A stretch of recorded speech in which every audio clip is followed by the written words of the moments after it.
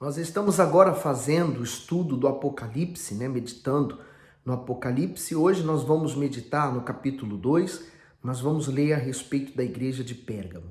Cada dia nós estamos lendo uma igreja e, como eu tenho dito a você, cada igreja representa um tipo de cristão, um tipo de pessoa. Vamos pedir a direção do Espírito Santo? Senhor Jesus, nós estamos meditando nesse livro e eu tenho certeza que há muitas revelações que o Senhor quer nos fazer através dele. Por isso, fala conosco, meu Deus, nos abre o entendimento, a compreensão, para que possamos nos guiar, nos orientar através dessa verdade sagrada. Que assim seja. No versículo 12, e ao anjo da igreja que está em Pérgamo, escreve, isso diz aquele que tem a espada aguda de 2 fios. Você sabe que a espada, ela representa a palavra de Deus. Paulo, até em Éfeso, ele fala sobre a armadura da fé. E quando ele fala da palavra, ele fala da espada. A espada serve para lutar, A espada serve para a guerra, para você atacar o seu inimigo, Então ele diz aquele que tem a espada aguda de 2 fios. Quer dizer, ela corta para os 2 lados, ela é bem afiada. Ela não corta só de um lado, ela corta dos 2. Então, é uma espada especial. Vamos ver o comentário do bispo, diz assim, Igreja de Pérgamo. A cidade de Pérgamo foi a antiga capital política da Ásia, era famosa pela sua biblioteca, a mais importante da época, depois da Alexandria na Grécia. A cidade era caracterizada pelo paganismo, pela perversidade e pela idolatria, pois havia nela um gigantesco altar a Júpiter. Jesus se identificou para essa igreja como aquele que tem a espada aguda de 2 fios, que é a palavra de Deus. Essa espada revela o que está em oculto. Além disso, julga, convence e faz separação entre o joio e o trigo, entre a alma e o espírito. Jesus é a palavra que se fez carne e habitou entre nós. Então, quando se fala da palavra, ela consegue esmiuçar, ela consegue separar. Como diz lá em Éfeso, ela consegue entrar e dividir alma e espírito. Você não consegue discernir onde está o espírito, onde está a sua alma. Você sabe que você tem um corpo, mas a palavra de Deus entra. Ela separa juntas e medulas, ossos da carne, ela separa tudo. A palavra é poderosa. No 13, conheço as tuas obras. Novamente, Ele vem falando sobre as obras dessa igreja, dessa pessoa. Quer dizer, ela tem feito alguma coisa, Ela não está completamente parada.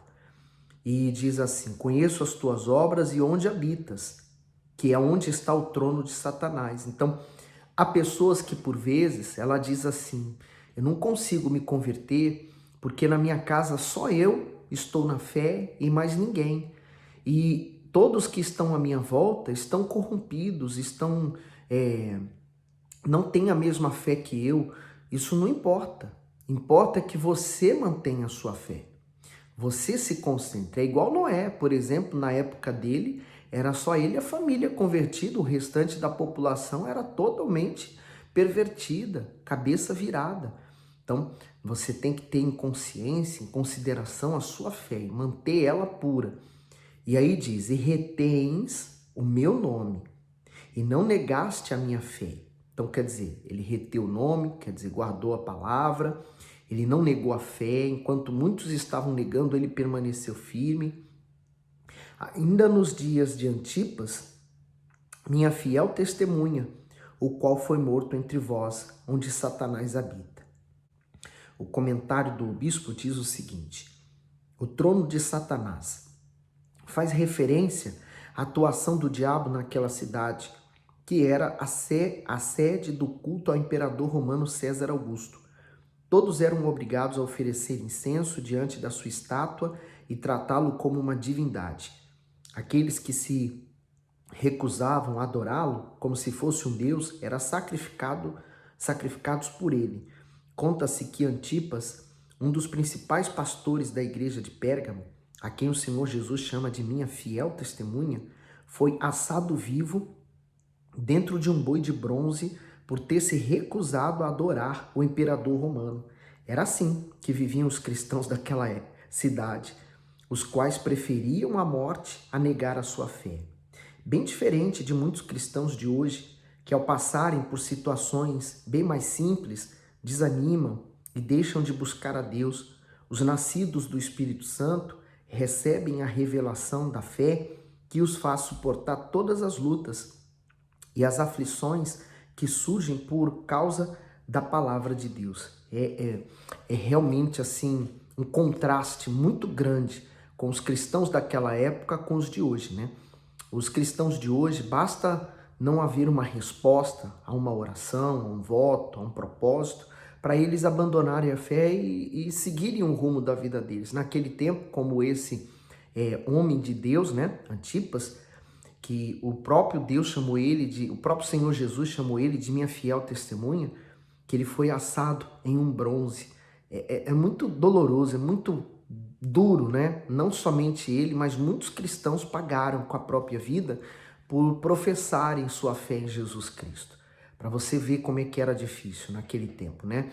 As lideranças, os líderes daquela época, eles eram muito perversos. Eles não queriam saber se você confiava em Deus ou não. Para eles pouco importava.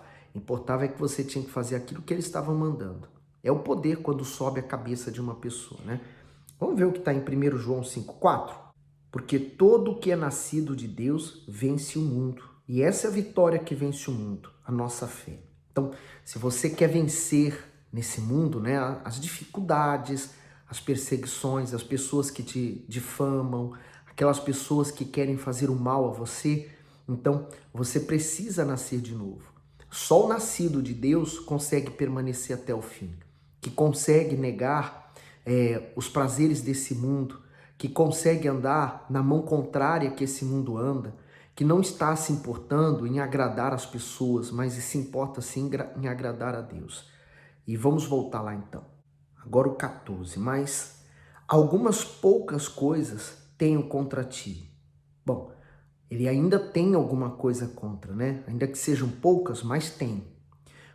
Porque tens lá os que seguem a doutrina de Balaão, o qual ensinava a Balaque a lançar tropeço diante dos filhos de Israel, para que comessem dos sacrifícios da idolatria e fornicassem. O comentário, já vou direto, diz assim, ó, Balaão era um profeta falso e corrupto que vendeu sua própria consciência. Seu interesse era apenas o lucro material, por isso usava o conhecimento que tinha sem o menor escrúpulo. Sua doutrina consistia em estimular as pessoas a praticarem a prostituição e a comerem alimentos sacrificados aos ídolos. Está em Números 22, 24, os capítulos.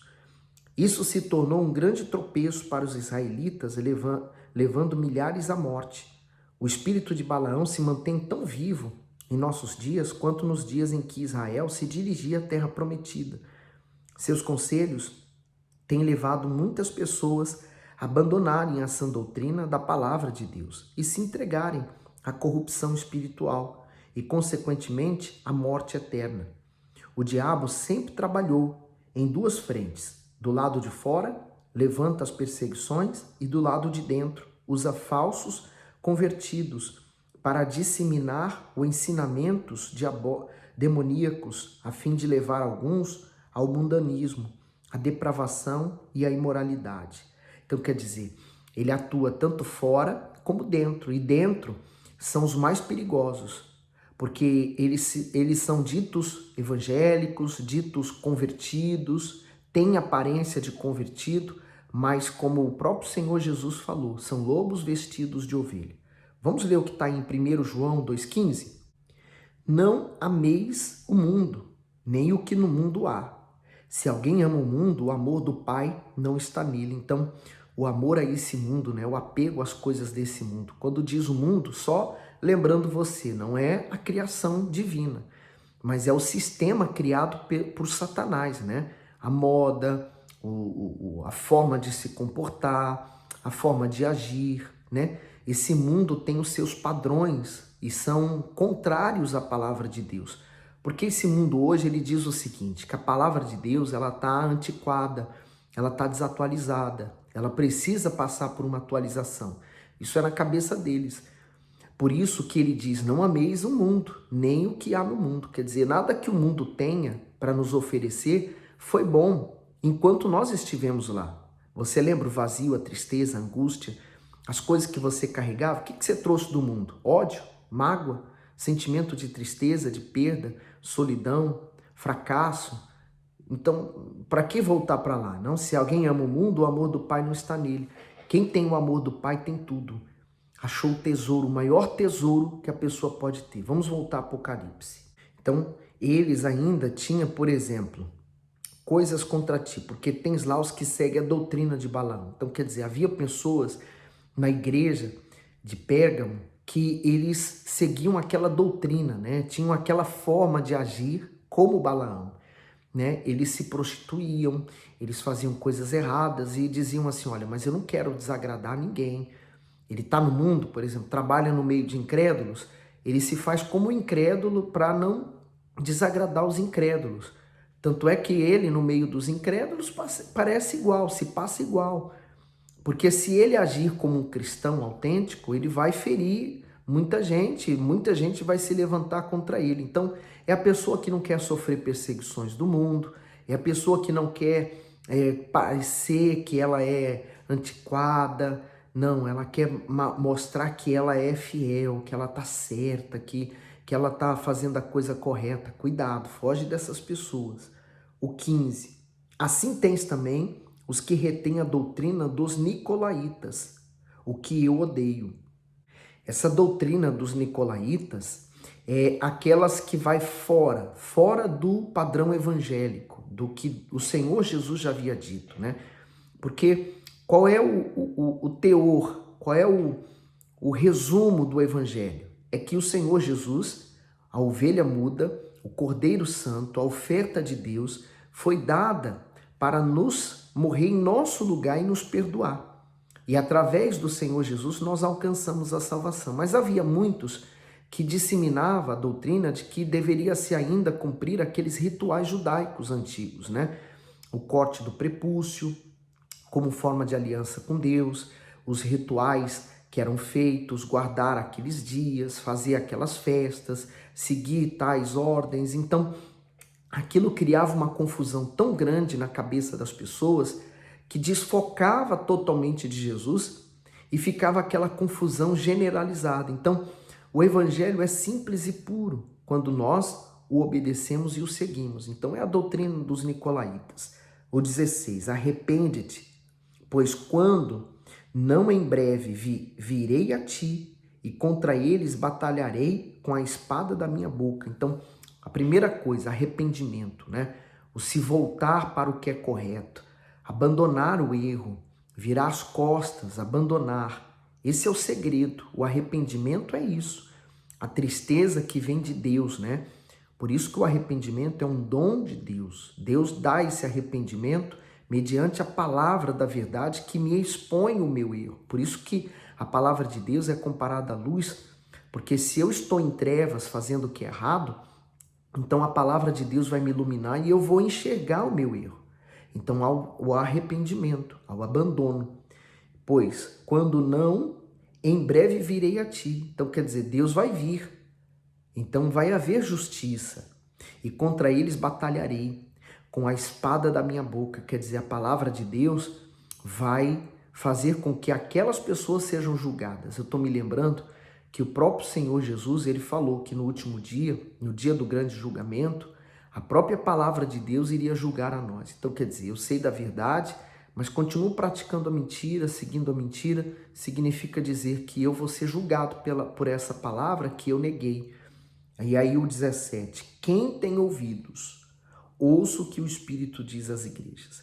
Eu acho isso aqui tão forte, né? Porque eu tenho 2 ouvidos, ouço muito bem, mas o ter ouvidos não diz respeito ao escutar bem, mas é ao guardar, ao ter o temor para com essa palavra, né?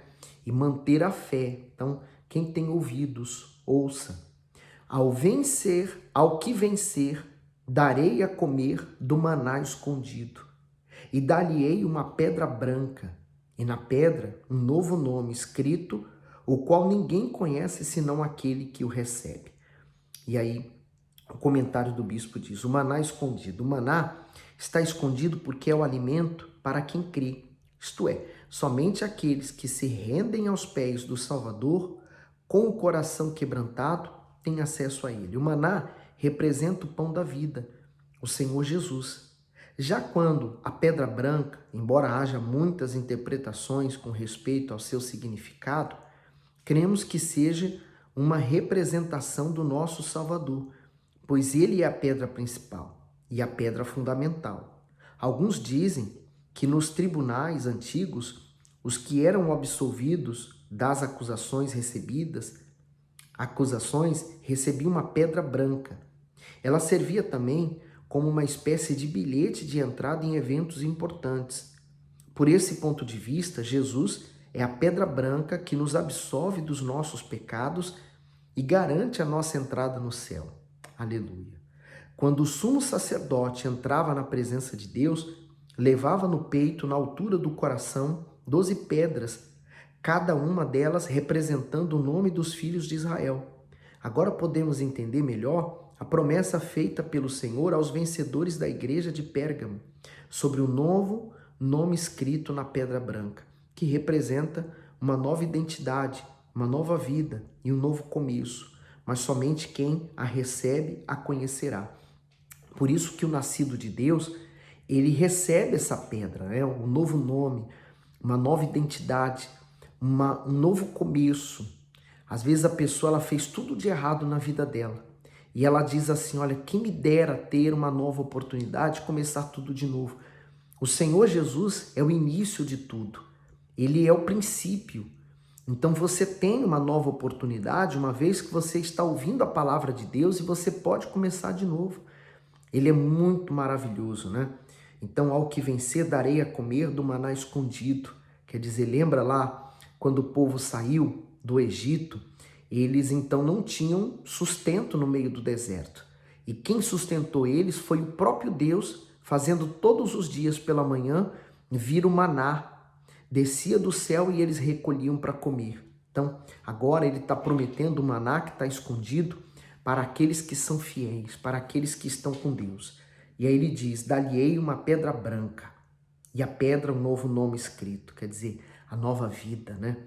A qual ninguém conhece senão aquele que o recebe. Então, aquele que nasceu de novo, aquele que tem a identidade do Senhor Jesus, esse está lavado, esse tem vida nova. Hoje nós terminamos aqui, amanhã nós vamos ler a respeito da igreja de Tiatira. E cada igreja, o Senhor Jesus mostra uma coisa e fala o que tem contra, fala o que tem a favor, e nós temos que olhar agora para dentro de nós. Será que nós temos tolerado determinadas coisas ou feito determinadas coisas que nos têm feito como aquela igreja de Pérgamo? Então agora cabe a nós refletirmos sobre a nossa própria vida, tá bom? Que Deus continue te iluminando.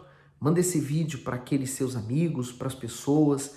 Você espalhe esse vídeo para que mais pessoas possam conhecer essa verdade sagrada, tá bom? Que Deus abençoe você abundantemente.